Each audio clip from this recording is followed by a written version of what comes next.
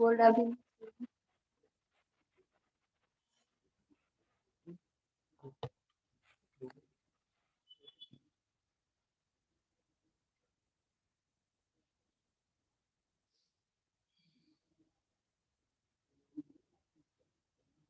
हाँ मैं भी वही पर्दा है लगाएंगे ना सफेद पर्दा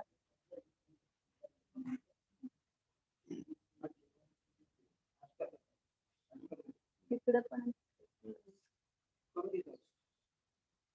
आणि ते जिनवानीच्या पुढे बसल्यासारखं पण दिसतंय ना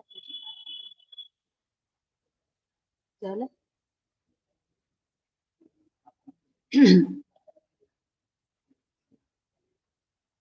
हे ससुरासुर मनुसिन् दवन्दिदं दोदघायिकं ममलम् प्रणमामि वड्डमाणम् तित्तं धम्मसकत्तारम् से पुण्यतीर्थयरे ससौवसिद्धे विशुद्धसद्भावे समनेयनाणदंसण चरित तव वीर्यायारे ते सौवे समगं पत्तेगमेव पत्तेगम् वन्दामि यवट्टन्ते अर्हन्ते मानुषे कृते किच्चा अर्हन्ताणं सिद्धाणं तणमो गणहराणम् अजावयवगाणं साहूणं चेव सौ वेसिं तेसिं विशुद्धदंसण नाणपहाणा समं समासेच उपसंपयामि सम्मं जतो निवाड संपत्ति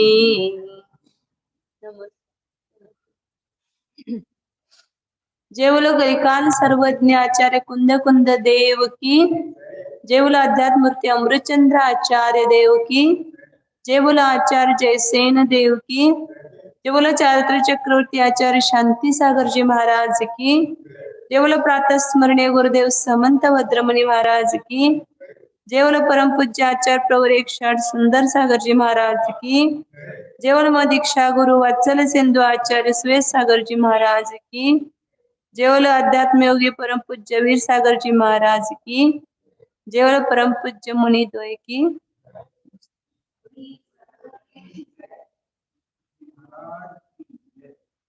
श्री कुंद कुंद आचार्य विरचित प्रवचन सार परमागम है। इसमें मोहनाश का उपाय बता करके जो उस उपाय के द्वारा जिन्होंने प्रत्यक्ष मोह का नाश किया है ऐसे अरहंतादिक का उदाहरण दे करके बताया। और उसके बाद जयसेन आचार्य ऐसे जो रत्नत्रय धारक पुरुष है उनकी जो दान पूजा गुण प्रशंसा सत्कार करता है मतलब वे ही सत्कार के योग्य है, अन्य कोई भी सत्कार के योग्य नहीं है। अपन कार्यक्रम लेते सत्कार मूर्ति अभिनंदनीय। वास्तव में इस जगत में सत्कार करने योग्य अभिनंदन करने योग्य कौन है? केवल अरिहंत सिद्ध भगवान ही यहाँ पर अभिनंदन करने योग्य और उसके नीचे आचार्य उपाध्याय साधु मतलब पंच परमेष्टि ही इस जगत में प्रशंसा करने योग्य सत्कार करने योग्य अभिनंदन करने योग्य। लेकिन अच्छा काम किन्होंने किया है? अच्छा काम करने के बाद ही अभिनंदन करते हैं ना। इस जगत में अच्छा काम केवल पंच परमेष्टियों ने किया है, अन्य कोई भी अच्छा काम नहीं है इस जगत में। वीतराग विज्ञानता प्राप्त करना जैसा कार्य हाँ, अन्य कोई भी नहीं है। वे सब निकृष्ट जाति के ही कार्य हैं, सब राग द्वेष के मोह के ही कार्य हैं। तो जगत में कोई भी कितनी भी ऊंचाई को प्राप्त करे तो भी वह अभिनंदन करने योग्य नहीं, क्योंकि वो संसार को बढ़ाने वाला ही है। इसलिए आप बार बार आचार्य वहां पर शुद्धोपयोग का वर्णन किया, तो व्याचरण का वो अभिनंदनीय, शुद्धोपयोग से जो सिद्ध है वही अभिनंदनीय है। अब बीच में भी आया था अभिनंदनीय है, और यहाँ पर भी आर्यंत भगवान को ही नमस्कार किया और उनके यहाँ ही अभिवंदन कर किया है। और आचार्य ने अभी बताया कि दान पूजा आदि के लिए योग्य कौन है, सत्कार करने योग्य, तो रत्नत्रय के आराधक पुरुष ही है। इस गाथा का अर्थ कल किया था, अब उसकी टीका पढ़ना है। नीचे की जो अधिक की गाथा है उसके जैसे नाचार्य की टीका में वो देखते हैं, 82 गाथा के नीचे उसके बराबर है।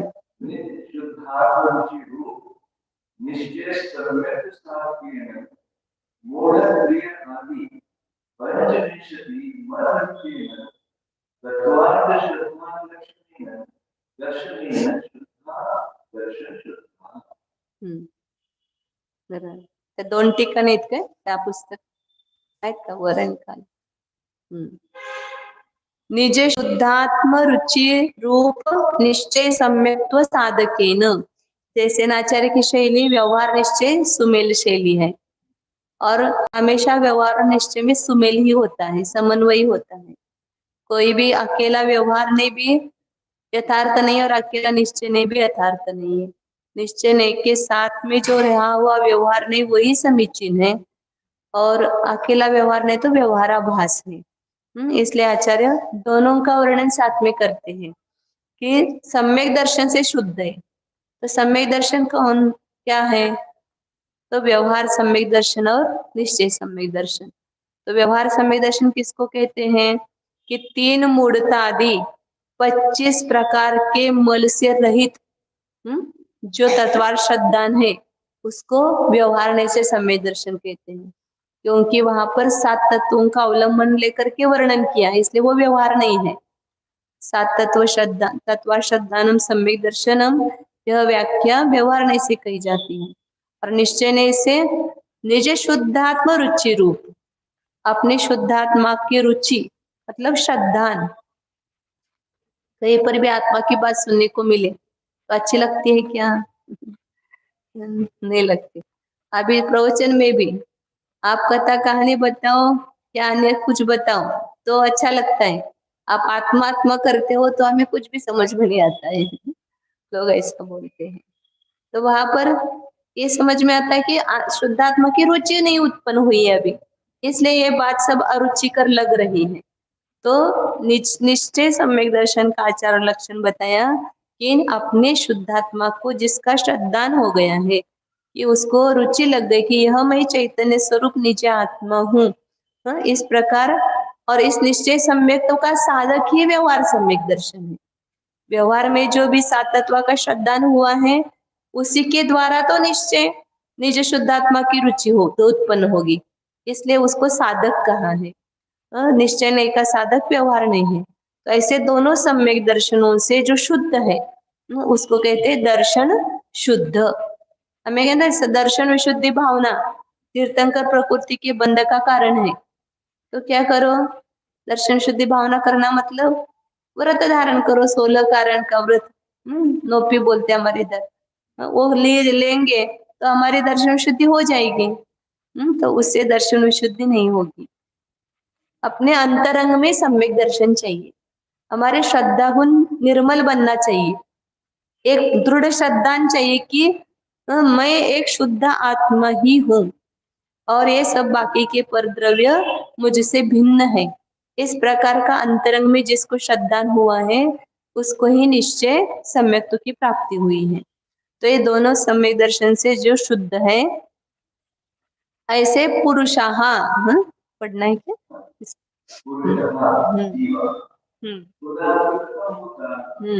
निरुपराग ससंवेदन ज्ञान साधिकेन वितराग सर्वज्ञ प्रवीण परमागम अभ्यास लक्षण ज्ञानेन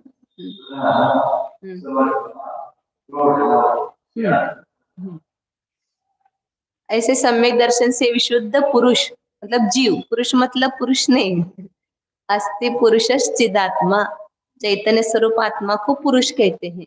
हम भी पुरुष हैं, सभी पुरुष, एक इंद्रिय भी पुरुष है। एक इंद्रिय से लेकर के सभी जीव को पुरुष ये संज्ञा है। पुरुष वेद का जिनको उदय वो पुरुष संज्ञा अलग, और जो पूर्व मतलब चैतन्य आदि उत्कृष्ट गुणों में शे मतलब रहता है उसको पुरुष कहते हैं। तो उसका अर्थ होता है आत्मा, चैतन्य स्वरूप आत्मा, ऐसा अर्थ होता है। तो इसलिए यहाँ पर पुरुष मतलब आत्मा, जीव, इसलिए आचार्य ने उसका अनुवाद किया ना जीवा। हाँ, कैसे हैं, तो किस प्रकार के हैं और कैसे हैं, तो ज्ञान में प्रधान है।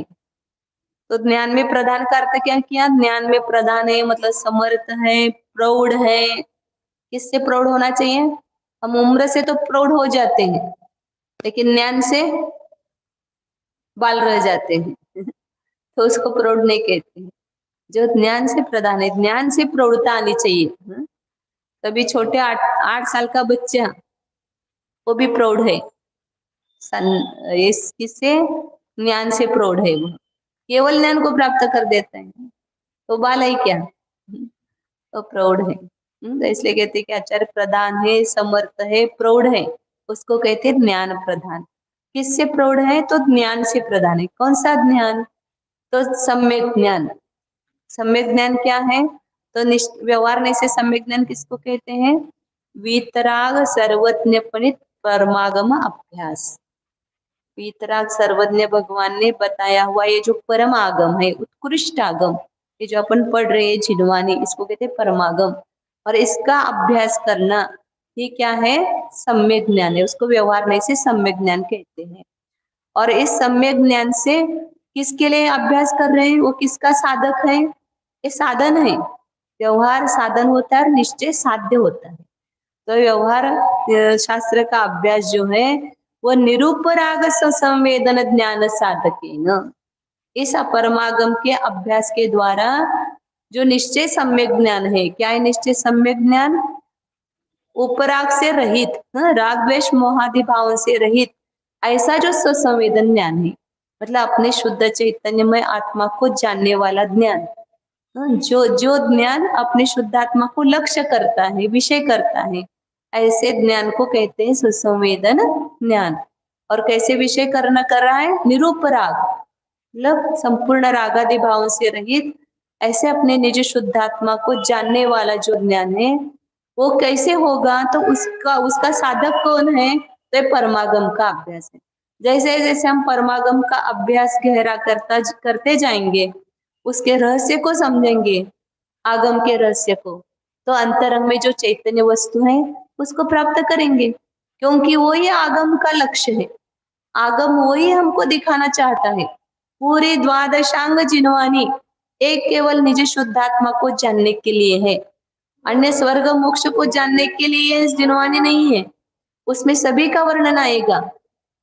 द्वादशांग जिनवानी में कितना वर्णन है, 112 करोड़ पद है और एक एक पद 1634 करोड़ 83,07,888 शब्दों का, वर्णों का एक पद, ऐसे 112 करोड़ पदों का पूरा आगम है। और वो भी अपुनरुक्त अक्षर, पुनरुक्त अक्षर करेंगे तो और ज्यादा हो जाएंगे। तो ये संपूर्ण जिनवानी किसके पीछे घूमती है, किसको मध्य बिंदु करके घूमती है, एक शुद्ध आत्मा, निज शुद्ध आत्मा को, कि उसको यह जीव प्राप्त हो जाए, अपने निज शुद्धात्मा को जान जाए यह जीव। बाकी कोई भी जिनवानी का लक्ष्य नहीं है। तो हमें पढ़ करके ये हमारा परमागम का अभ्यास उसका साधक बनना चाहिए। साधन यदि साध्य की सिद्धि करे तो उसको साधन कहेंगे, और उसके द्वारा साध्य की सिद्धि नहीं हुई तो उसको साधक कैसे कहेंगे। आप घर में कुछ मशीन लेके आए और वैसे रख दिया अपने मशीन, तो उसको मशीन बोलेंगे क्या? आपने लाए किस लिए? हाँ? आपको उसके द्वारा धन की प्राप्ति करनी थी, और वो उस मशीन के द्वारा जो वस्तु चीज बनती है वो बना करके आप बेचेंगे, उससे पैसे मिलेंगे, तो सार्थक है। और किसी ने आपको दया करके ला करके दी वो मशीन, और आपने पूजा करके अंदर घर में रख दी, उस व्यक्ति को अच्छा लगेगा कि नहीं? तो ये परमागम किस लिए आचार्यों ने लिखा है? ये अपने लिए, अपने को दिया है, ये साधन मशीन दी है, इसको यूज करके आप अपने निज शुद्धात्मा को प्राप्त करो, तो हमारा लिखना, हमारा मशीन देना सार्थक हो जाएगा। ऐसा आचार्यों का भाव है। तो आचार्य कह रहे हैं कि जो अपने निज निरुपराग संवेदन ज्ञान का साधक, ऐसे वीतराग परमागम सर्वज्ञ ने बताए हुए परमागम के अभ्यास से युक्त है, ऐसे पुरुष जीव और कैसे है? समग्र चरियता। आगे पढ़ना है।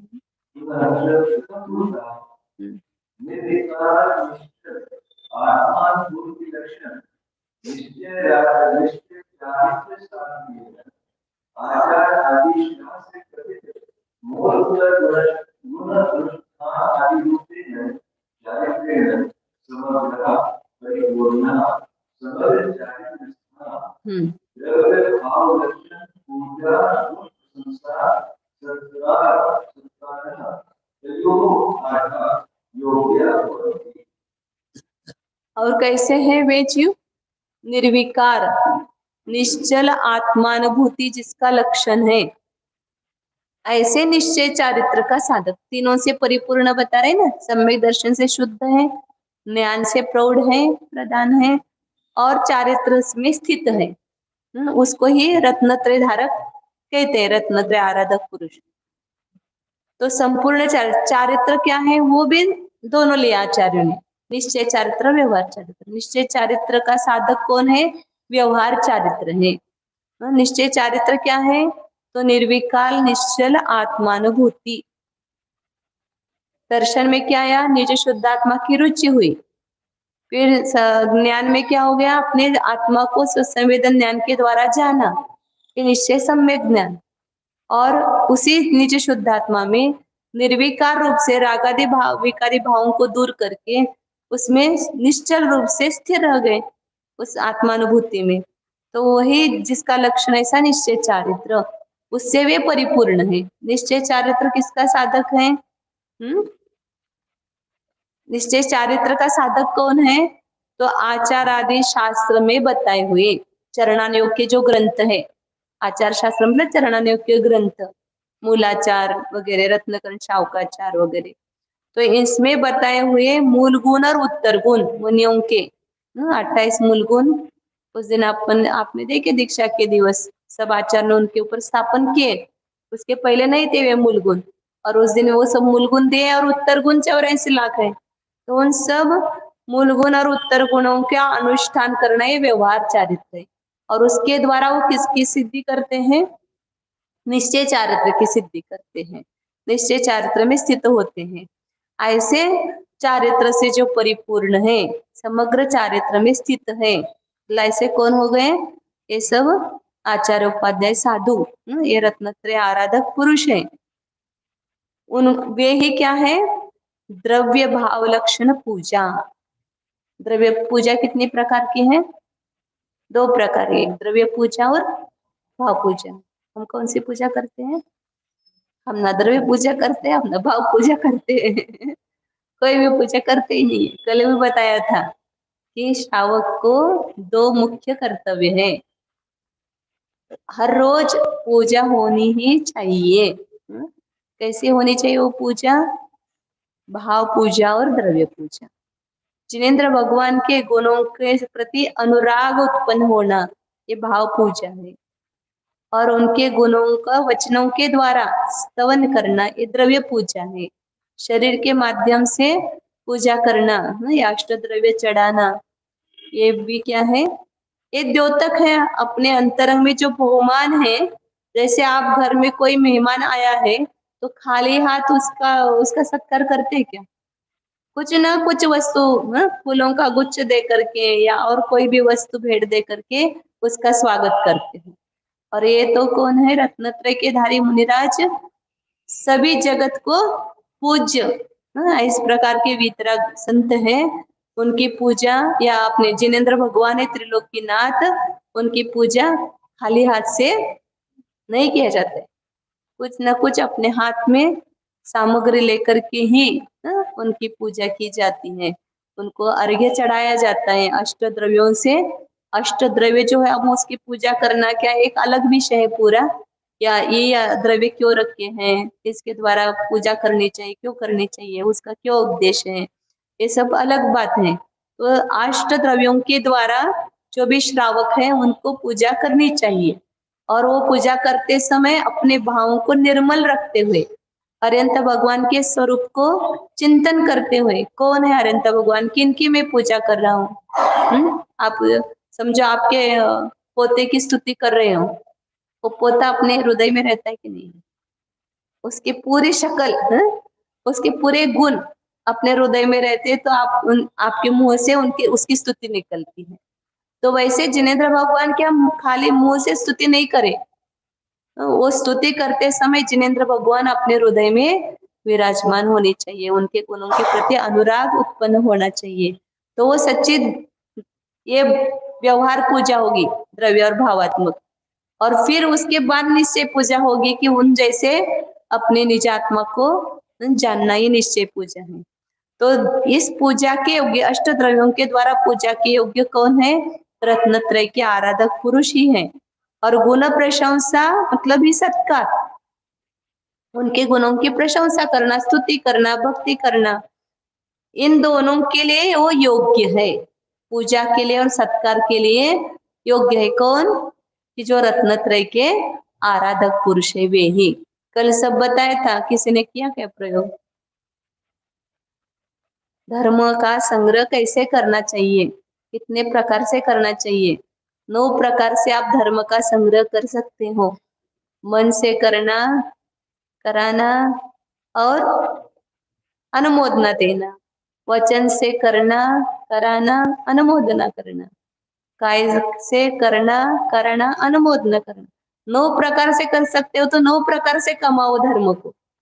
और नहीं कर सकते हो, अभी बताया था कल कि घर में बैठे हैं तो भावना की क्या, किसी ने जाने के बाद अपना आहार नहीं देने के लिए गए, लेकिन उस समय ऐसे याद करो कि अभी मुनिराज आहार कर रहे होंगे, तो उनको अच्छा आहार हो, उनका निरंतर आहार हो, ऐसा याद करो खाली उस टाइम जब आहारचर्या का टाइम रहता है तब। तो आपने मन से उनको आहार दिया तो आपने धर्म किया। तो इस प्रकार धर्म का संग्रह करने का तरीका कल बताया था कि किस प्रकार मन वचन कैसे अपन कर सकते हैं। एक साथ कर सकते तीनों से तो एक साथ तीनों से करो, नहीं कर सकते तो जितना कर सकते हैं उतना करना चाहिए। आगे दानस्य च हि स्फुटः ये पूर्वोक्त रत्नत्रय रत्नत्रय आधार है क्या? हाँ, हाँ। नमस्तेभ्यः इति नमस्कारस्य हि ते योग्यः। और दान के लिए भी वे ही योग्य है। कौन? पूर्व में बताए हुए रत्नत्रय का जो आधार है, रत्नत्रय जिनके आधार, रत्नत्रय धर्म है। और रत्नत्रय धर्म कहीं बिना आधार के रहता है क्या? कहाँ पर रत्नत्रय है बताओ? मंदिर में है या रखा हुआ है कहीं? कहाँ है रत्नत्रय? मुनिराजों के आधार से, उन जीवों के आधार में ही वो रत्नत्रय रूप धर्म रहता है। इसलिए जो रत्नत्रय के आधार है, ऐसे पूर्वोक्त मुनिराज ही दान के योग्य है। वो कथा याद आ गई मुझे एकदम कि मतलब जब आदिनाथ का जीव वज्रजंग पर्याय में था और श्रीमती रानी उसकी, ये दोनों मिलकर के जंगल में विहार कर रहे थे, तो वहां पर उन्होंने मुनिराजों को आहार दिया। जंगल में भी मुनिराज विचरण करते तो कहीं पर भी हमें लगता है कि सब मुनिराजों का पड़गान करने के लिए हमें रोज मतलब रोज करना चाहिए। हम तो मतलब बहुत इतना सोच समझ करके बस कहीं से 4 दिन निकालो और फिर करो और फिर बुलाओ, ऐसा नहीं। जंगल में भी जाते थे तो अपना आहार होने के पहले मुनिराजों का पड़गान करते थे वहां पर भी, क्योंकि जो अपने को खाना है वही उनको देना है। तो अपने लिए बनाया है तो पहले उनको दे करके, आहार दे करके अपन लेंगे, ऐसे भाव वहां जाकर भी करते। तो उन दोनों ने वहां चारण रुद्रधारी मुनिराजों को आहार दान दिया। तो उस दान देते समय वहां पर 4 पक्षी बैठे हुए थे, 4 जीव। उन्होंने वहां पर क्या की, खाली बैठ करके अनुमोदना की। वो आहार तो नहीं दे पाते हैं, लेकिन वहाँ कोई क्या क्या था, बंदर था, सुअर था, अभी क्या याद नहीं है, ऐसे 4 जीव थे। हाँ, सिंह, भरत का जीव नेवला, हाँ, मुंगूस, मुंगूस बोलते नेवला को उसमें मराठी में। हाँ, तो ऐसे 4 जीव वहां पर थे जंगल में। वो बैठ करके खाली अनुमोदना कर रहे थे कि ये जो आहार दान दे रहे हैं बहुत अच्छा, बढ़िया है, मुनिराजों का आहार अच्छा हो। तो उन्होंने खाली अनुमोदना दी मन से। तो कहा उत्पन्न हुए, उत्तम भोग भूमि में जाकर के उत्पन्न हुए। और वे ही जीव आकर के आदिनाथ के 4 पुत्र हुए। भरत चक्रवर्ती का जीव था एक उसमें से, जो बंदर का जीव था, सिंह, सिंह का जीव, मुझे ऐसा याद था कि बंदर का जीव, ठीक है कोई, मतलब उसमें से वो भरत चक्रवर्ती का जीव, वो पहला ऋषभ उनका पुत्र। और वो जो आहार दे रही थी श्रीमती रानी, वही भूमि में गई, तो वही आगे जाकर के श्रेयांश राजा बनी। मतलब केवल एक आहार दान मन से अनुमोदन किया तो उनको इतना बड़ा फल मिला। और हम मन वचन का ऐसे करेंगे तो हमें क्यों नहीं ये फल मिलेगा। और ऐसे मुनिराज जब आए हैं अपने पास में, तब भी हम यदि नहीं दे सकते हैं उनको आहार दान और उनकी भक्ति नहीं कर सकते हैं, तो फिर तो हम जैसे अभागी जीव कोई नहीं है। पात्र दान आया है और उसमें हम आहार नहीं दे रहे हैं, तो उस जैसा अभागी जीव इस संसार में कोई नहीं है। तो इसलिए कहते हैं, ते ही वे ही दान के योग्य है और नमः तेभ्यः, और उन वे ही नमस्कार के भी योग्य है। नमस्कार किनको करना, अपना माता कहा झुकाना भी सब डाला में चल रहा था। ये सच्चे देव शास्त्र गुरु के बिना ये माता कहीं पर भी झुकना नहीं चाहिए। तो वे ही रत्नत्रय के आधार पुरुष ही नमस्कार करने के योग्य है, कोई दूसरा कोई भी। आप व्यवहार से माता पिता बड़े किसी को भी नमस्कार करो, लेकिन जिसको अष्टांग नमस्कार कहते हैं, वे या पंचांग नमस्कार कहते हैं, वे करने के योग्य ये रत्नत्रय के आधारभूत पुरुष ही है। तो इस प्रकार एवं आप आत्मस्वरूप विषय मूढ़त्व निराशार्थम दाता सत्य है विद्या ज्ञान। वो बताना रह गया कि वो जो रानी थी श्रीमती रानी, वही श्रेयांश राजा का जीव हुआ ना आगे जाकर के।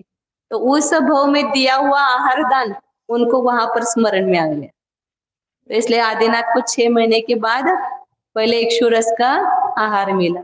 मतलब वो कितना संस्कार उसका कितने भवों तक रहता है। अभी हमने एक बार दिया हुआ आहार, उसका संस्कार उसकी कितनी 3-4 भव, 4-5 भव हो गए होंगे, उसके बाद वो बने आदिनाथ और श्रेयांश राजा।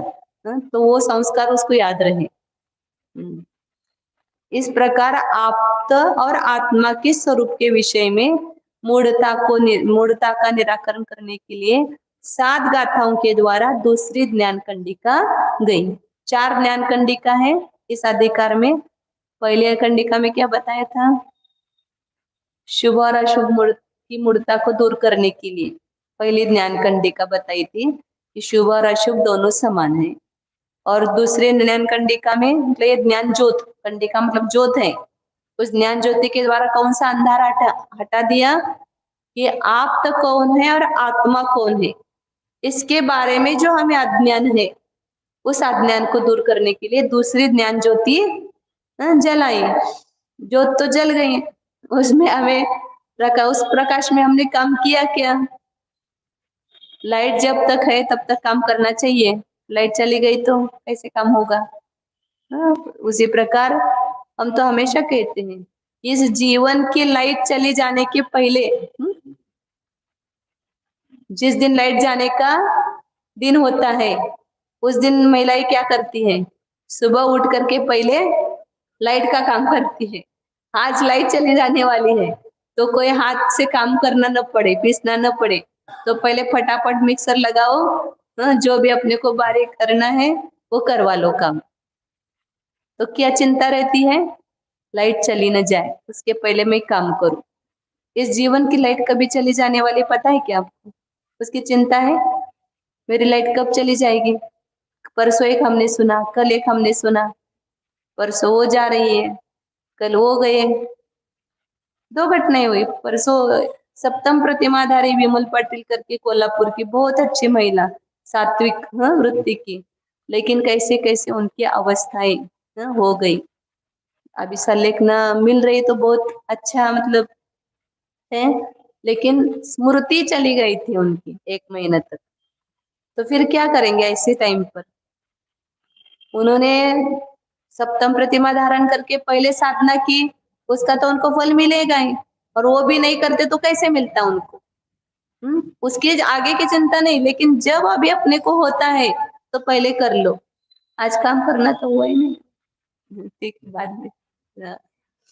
आगे तो क्या बोला बता रहे थे कल, एक वो वहां के मुजफ्फरनगर के मनोज कुमार जी जैन थे, वहां पर बाहुबली में आए थे पिछले 2 साल, महाराज जी के सानिध्य में 2 महीने हमारे सानिध्य में रहे थे।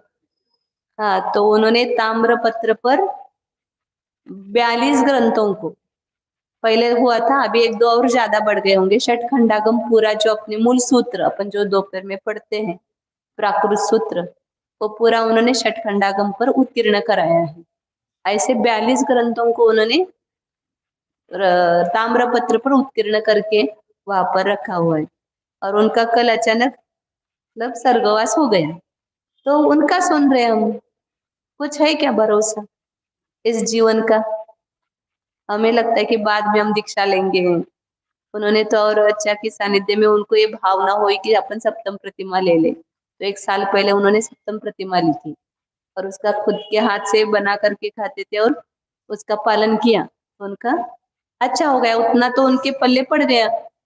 इसलिए जितना कर लो, जो भी करना है आज करना, कल करना है, क्या बोले, नहीं, जो भी आपको करना है वो आज कर लो, और जो आज करना है वो अब कर लो। हाँ बोलो। हाँ बराबर, बहुरी करेगा कब? लेकिन ये सब बोलते हैं, लेकिन उतारते नहीं अपने जीवन में। फिर भी अभी लगता है कि नहीं, हमारा तो अभी नहीं आएगा, हमारा पता है अभी तो बहुत लंबा चलेगा, ऐसा लगता है। कुछ भी भरोसा नहीं है। आज जो अपना रूप दिख रहा है, अब वो महिला को हमने देखा सात्विक प्रतिमाधारी, कितनी अच्छी सुंदर उनकी तबीयत थी, मतलब कैसी दिखती थी, और कल उनकी देखो अवस्था तो बहुत दयनीय अवस्था लग रही थी। तो ऐसे मतलब कुछ भी पता नहीं है, कुछ भी भरोसा नहीं है अपने बाह्य इस पर्याय का, तो उसके पहले हमें ये बता रहे थे कि लाइट जाना है तो पहले काम कर लेते हैं। ऐसे इस पर्याय के भी लाइट मतलब ये प्राण कब निकल जाएंगे ये पता नहीं है, इसलिए जितना जल्दी हो सके उतना अपना आत्महित का कार्य करना चाहिए। उस ज्ञान कंडिका में ये आप और आत्म संबंधी अज्ञान को दूर किया तो हमारे जीवन का वो अज्ञान दूर होना चाहिए। अब आगे क्या बताते हैं? 83 नंबर की गाथा है, जैसे पहले अमृतचंद्राचार्य की पढ़ते हैं। हाँ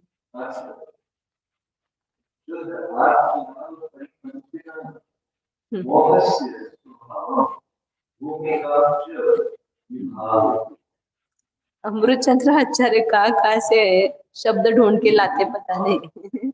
नहीं, परिपंथीन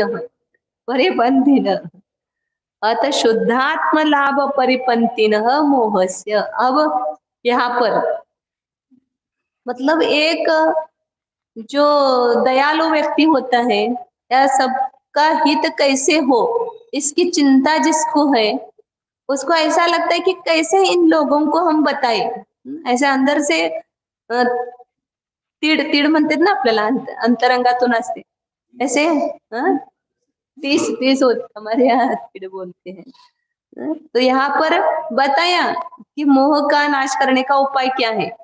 फिर भी अब लग रहा है उनको कि इन जीवों को मोह तो पहले पता होना चाहिए, क्योंकि हमें बताया कि शत्रु है आपका, अमुक व्यक्ति कोई शत्रु है।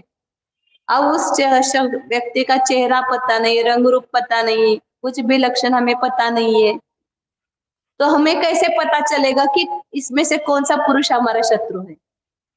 उसका रंग रूप कुछ तो पता होना चाहिए, तो ही हमें कोई बताएगा कि अमुक व्यक्ति तुम्हारा शत्रु है, तो हम उसको ढूंढेंगे इसमें से कौन सा हमारा शत्रु है, फिर उसका नाश करेंगे।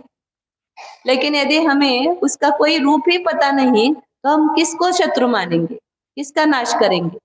तो यहाँ आचार्य ने मोह नाश करने के लिए बहुत प्रेरणा की, उसका उपाय भी बताया, और चारित्र होने पर विजय प्राप्त करने का भी उपाय बताया।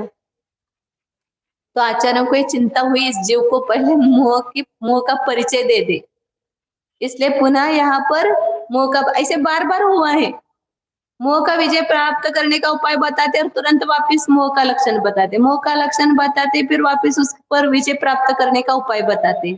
आप अभी 92 गाथा तक देखेंगे, ये सीरियल चल रही है उनके। तो शुद्धात्म लाभ, मोह कौन है? शुद्धात्मा की प्राप्ति का विरोधी है, परिपंथी। मतलब अपन बोलते हैं ना, हमारे राह का रोड़ा है, बीच में अपना जो भी विरोध करता है, प्रतिरोध करता है, उसको हम क्या बोलते हैं कि हमारे राह का रोड़ा है। तो हमारे मोक्ष रूपी राह का रोड़ा कौन है? मोह है। मोह के कारण तो आगे नहीं बढ़ पा रहे, मोह ही तो हमको रोक रहा है। ये शुद्धात्मा इतना नजदीक है, इतना नजदीक है, फिर भी क्यों नहीं प्राप्त हो रहा है? तो उसका कारण ये मोह ही है। केवल ये मोह बीच में आया है, इसलिए शरीर में आत्मबुद्धि कर रहा है, लेकिन जहां अंदर आत्मा है वहां पर आत्मबुद्धि नहीं चल रही है। तो वही यहाँ पर बता रहे कि वो मोह है। मतलब शुद्धात्मा का प्रतिबंधक मोह नहीं है, शुद्धात्मा की प्राप्ति का प्रतिबंधक मोह है। क्योंकि शुद्धात्मा तो ऑलरेडी अनादि काल से अनंत काल तक अपने स्वरूप से विराजमान है, अनंत गुणों से परिपूर्ण है, फिर भी उसकी प्राप्ति हमें नहीं हो रही है, उसमें बाधक ये मोह बन रहा है। रत्न तो रखा हुआ है, पास में ही है, लेकिन वो रत्न नहीं मिल रहा है, कोई ना कोई बीच में उसके बाधक बन गया है। जमीन के नीचे रत्न गाड़ा हुआ है, तो ये कर्मक्षोणी पटल विहितो यो न वाप्य परेशान आत्म ज्योतिर्निधिरणवधिर द्रष्टुरानंद हेतु कर्मक्षोणी पटल पीतो यो न वाप्य परेशान। आत्म ज्योति रूपी निधि है, देखने वाले को आनंद का कारण इतनी बढ़िया है, फिर भी क्यों नहीं उसका आनंद मिल रहा है इस जीव को? तो एक कर्म रूपी पृथ्वी बीच में आई हुई है, आड़ उसके नीचे वो दबी हुई है, इसलिए हम उसका दर्शन नहीं कर पा रहे हैं और उसका आनंद नहीं लूट ले पा रहे हैं। तो आचार्य कह रहे कि शुद्धात्मा के लाभ का विरोधी, हमें लाभ न होने देने में कारण कौन है? तो ये मोह है। तो इस मोह का स्वभाव क्या है और उसकी भूमिकाएं क्या है? कितनी प्रकार की भूमिकाएं हैं? इसको विभावयति, इसका विशेष रूप से उसकी भावना करते हैं, उसका विचार करते हैं आचार्य। मतलब यहाँ पर जिसको ऊपर हमें तीर चलाना है उसका परिचय दे रहे हैं। तीर किस पर चलाना है वो पता नहीं, तीर लेकर के हाथ में खड़ा है, तो उसका परिचय होना चाहिए ना। अर्जुन गया वहां पर युद्ध भूमि में और किसका नाश करना है? ये तो मेरे सब भाई बंद है। कृष्ण ने बताया कोई किसी का भाई बंद नहीं होता है, ये तो सब कौन है? सब कर्म के अधीन है, कौन शत्रु और कौन मित्र। ऐसा कोई किसी को ठेका नहीं दिया कि ये हमारा शत्रु होगा और ये हमारा मित्र होगा। तो जो हमारे मार्ग में बाधक बनता है वही हमारा विरोधी है। तो इसलिए यहाँ पर हमारे मार्ग में बाधक मोह बन रहा है, तो मोह हमारा विरोधी है, मोह हमारा शत्रु है, और उस मोह पर हमें विजय प्राप्त करना है। इसलिए पहले मोह रूपी शत्रु का अच्छा परिचय प्राप्त कर लो, और वो कहाँ पर है वो भी दिख जाएगा। वो कहीं बाहर नहीं है मोह रूपी शत्रु, उसको ढूंढने जाने की जरूरत नहीं है। यहीं पर जहां मैं बैठा हूँ वहीं पर वह भी सवार है अपने ऊपर, दूसरी जगह नहीं है। आगे बताते गाथा पढ़ते हैं। दौवा दे सुमूढ़ो भावो जीव सहवदि मोहोती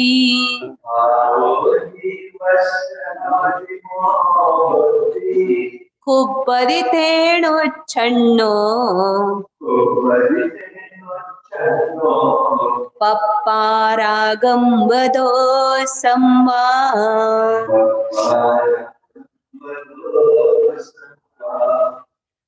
वादेषु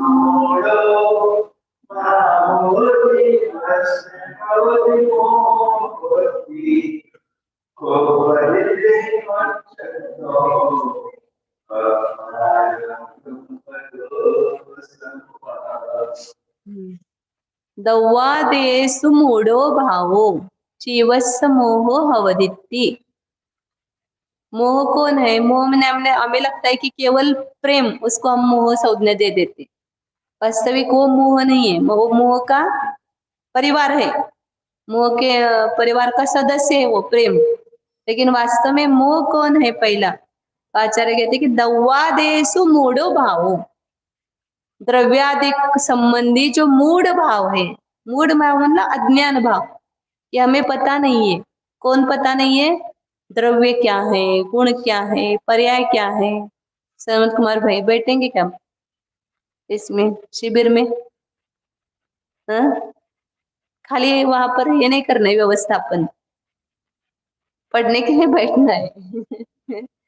क्योंकि इस शिविर में इतना अच्छा रहता है कि जब पढ़ाई चल रही है तब कुछ काम नहीं है आपको, पढ़ाई होने के बाद ही जो भी खिलाना पिलाना है वो सब उसके बाद है। इसलिए कार्यकर्ता जो है स्वयं सेवक, वो उसमें शिविर में बैठ भी सकते हैं, और जब खाली टाइम है तब वो आपकी सेवा देना है। इसलिए पहले अपने आत्मा को सुधारना है, उसकी सेवा करना है, अपने आत्मा को अज्ञान जो आवरण चढ़ा है उसको दूर करना है, जिससे अपने आत्मा दिख जाए अंदर है वह। तो इसलिए कि द्रव्यादिक संबंधी जो मूढ़ भाव है, अज्ञान है, अभी भी अपने को लगता है क्या द्रव्य क्या है, गुण क्या है, पर्याय क्या है, शब्द याद होंगे, लेकिन वो हमारे ज्ञान में नहीं आते कि ये द्रव्य गुण पर्यात्मक ऐसी वस्तु है। हम वस्तु को स्कंद रूप से ही देख रहे हैं, जो पुद्गल परमाणुओं का पिंड दिख रहा है बस वो वस्तु है, लेकिन प्रत्येक वस्तु भिन्न भिन्न अपने अपने द्रव्य गुण पर्याय रूप से है। अभी इसी शरीर में विराजमान अपना द्रव्य गुण पर्यात्मक आत्मा है, वो हमें दिखता है क्या? भाषित होता है क्या? दिखता है मतलब भाषित होता है, तो हम समय दृष्टि है, मूढ़ भाव नहीं है और नहीं दिखता है, तो ये मूढ़ भाव बना हुआ है। इसलिए आचार्य कहते हैं द्रव्यादिक में द्रव्य गुण पर्याय विषय अभी टीका में खुलासा करेंगे। और तो द्रव्यादिक में जो मूढ़ भाव है उसको ही क्या कहते हैं? मोह। मतलब पदार्थ का जैसा स्वरूप है वैसा भाषित न होना, इसको ही मोह कहते हैं। और इस मोह के कारण ही आगे के संपूर्ण उसका परिवार खड़ा हुआ है, उसी से उत्पन्न हुए ना सब।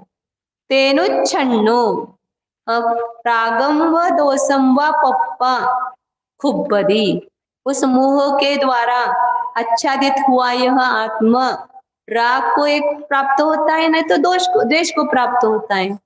राग द्वेष क्यों होते हैं? क्योंकि ये वस्तु ये मेरी है तो उसके प्रति राग हुआ, ये मेरी नहीं है तो द्वेष भाव प्राप्त हुआ, या किसी ने गाली दी तो द्वेष भाव हुआ, किसी ने स्तुति की तो राग भाव हुआ। ये सब राग द्वेष क्यों हुए हमें?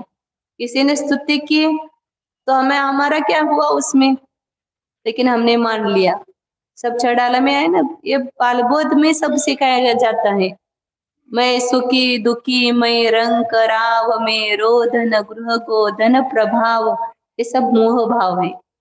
मैं गरीब, मैं अमीर, मैं अच्छा, मैं बुरा, मैं स्वरूप, मैं कुरूप, ये सब पर द्रव्य में आत्मबुद्धि होने के कारण इस प्रकार की मान्यताएं बनी हुई है। तो इसलिए मोह से ही राग उत्पन्न होता है और द्वेष उत्पन्न होते हैं। तो इसलिए राग और द्वेष को प्राप्त करके खूब बदी क्या करता है, क्षुब्ध होता है, आकुलित होता है, दुखी होता है। तो आचरणीय मोह का स्वभाव बताया कि द्रव्यादिक में मूढ़ भाव तो उसका स्वभाव है, और उसकी भूमिका क्या बन गई, राग और द्वेष, ये उसकी भूमिकाएं बनते हैं।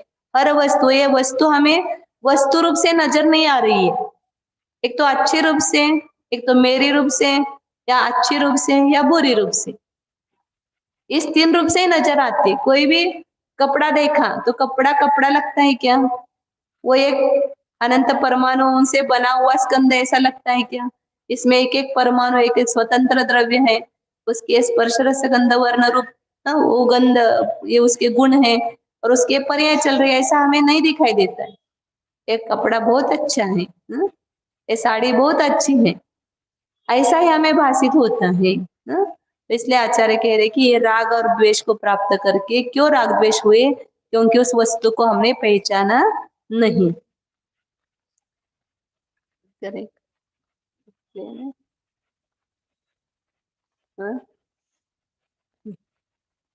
एक लाइन करेंगे।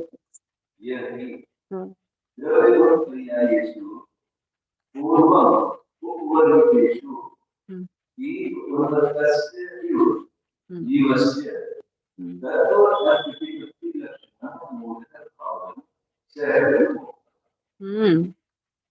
कि जो मोह का स्वभाव बताए कि जो द्रव्य गुण पर्याय कि जो पहले उपवर्णितेषु, ऐसे नंबर की गाथा में बताया है, द्रव्य का लक्षण, गुण का लक्षण और पर्याय का लक्षण।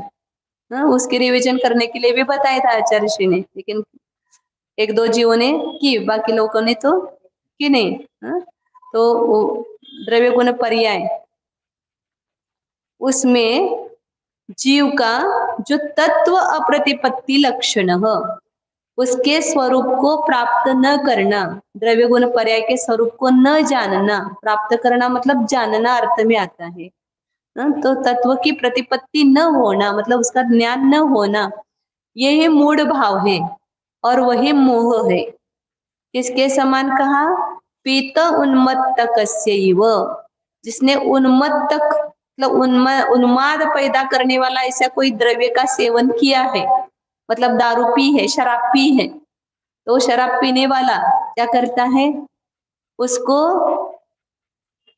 कोई भी यथार्थ ज्ञान नहीं होता है कि मेरा घर कहाँ है, मैं कौन हूँ, मेरी पत्नी कौन है, मेरी माँ कौन है। जब शराब पीता है, उसकी नशा चढ़ती है, तब उसको कोई भी वस्तु का यथार्थ स्वरूप भाषित नहीं होता है, वो स्वयं को भी भूल जाता है और कहीं कहाँ गिरता है, अच्छी जगह गिरता है शराब पीने वाला, कहीं पर भी अपवित्र स्थान में, कूड़े में, कचरे में, गटार में, नाली में, कहीं पर भी गिर जाता है, क्योंकि वो भूल जाता है कि मैं कौन हूं। वो शराब पीने वाले की अवस्था देख करके हमें कितना रोना आता है, लेकिन इस शराबी का, हम भी शराबी है ना, नशा कितनी कितने मोह महामद पियो अनार, सामान्य नशा नहीं है वो, अनादिकाल से चढ़ी हुई अभी तक उतरी नहीं है। तो कितनी कड़क बोलते हैं उसको, कड़क दारू, कड़क शराब है, उसको पिए हुए हैं। तो उसमें विवेक नहीं रहता है, उसमें वेद विज्ञान नहीं होता है इस जीव को। छोटी सी कहानी बताती हूँ, मतलब याद आई वो, कि एक शराब पी करके व्यक्ति जा रहा था और उधर से राजा अपने हाथी पर बैठ करके मंत्री सहित निकल रहा था। अब शराब पीने वाले को कौन राजा है और कौन क्या है कुछ भी होश नहीं रहता है। तो पी करके वो अपने नशे में झूम रहा था और उस हाथी को देख करके एकदम आ गया आवेश में और राजा को पूछा, हे राजन, ये हाथी कितने में बेचोगा? बेचेगा क्या हाथी? और कितने में बेचेगा? राजा को आया गुस्सा। राजा ने तुरंत गुस्सा आया तो उसको दंड देना चाहा। मंत्री बोलता है, रुक जाओ, हम्म, ये कोई और बोल रहा है, ये व्यक्ति नहीं बोल रहा है, इसको मत दंड दो। ये कोई और बोल रहा है, तो ये ही तो बोल रहा है, और कौन बोल रहा है? राजा, इसका कल दरबार में अपन ये करेंगे, न्याय करेंगे। फिर आगे निकल जाते हैं। दूसरे दिन दरबार भरता है तो दरबार में उसको बुलाते हैं, उस व्यक्ति को। और फिर मंत्री पूछता है, बोल, हाथी बेचना है? राजा पूछता है, लेना है क्या हाथी? वो हाथ जोड़ के खड़ा होता है, ये राजन, मेरे जैसे गरीब की आप चेष्टा कर रहे हो? मेरे पास क्या है? मैं हाथी खरीदने के योग्य हूँ क्या?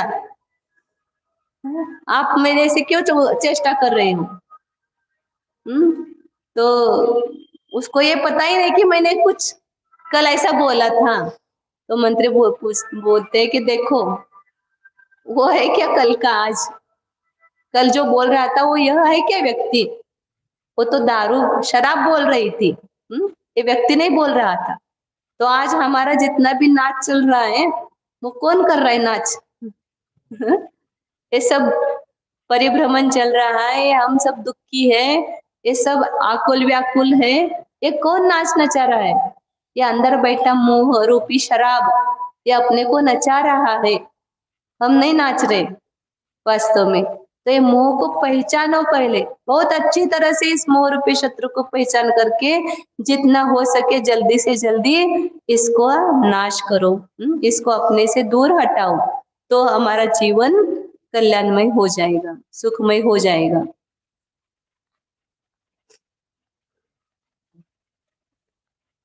ओ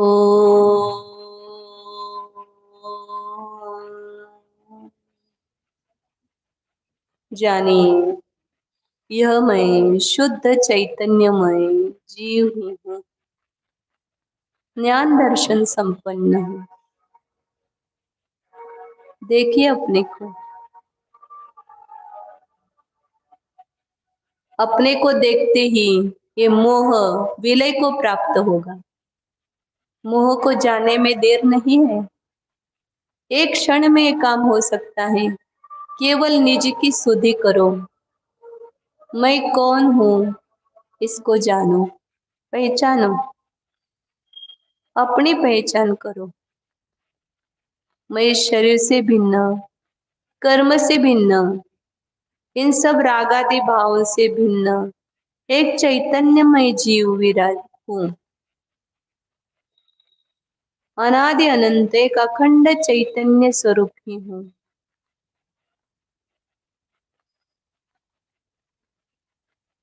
मैं नया नहीं हूँ और मेरा नाश भी नहीं होगा। जन्म जरा मृत्यु से रहित अजर अमर स्वरूप हूँ। जो ऐसा अपना रूप है उसको देखो। ये बाहर से दिखाई देने वाला मनुष्य रूप, ये शरीर का रूप मेरा नहीं है। मैं बिन मूरत चिन मूर्ति अनूप,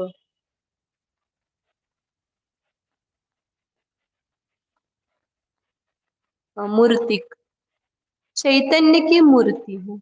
उसके दर्शन करो, ज्ञान के द्वारा देखना है।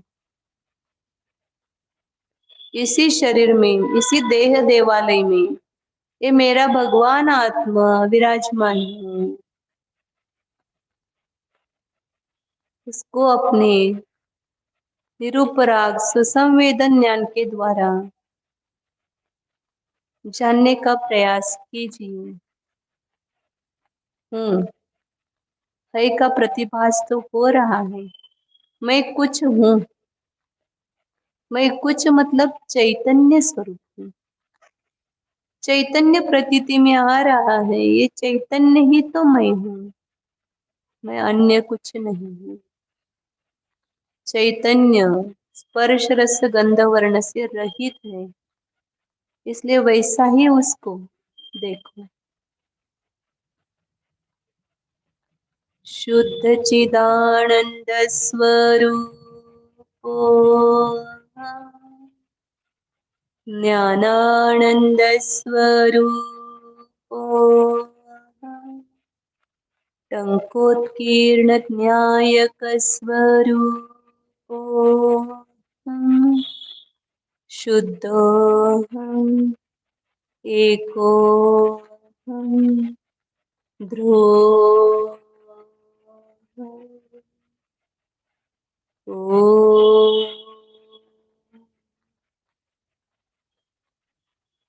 विसर्ग।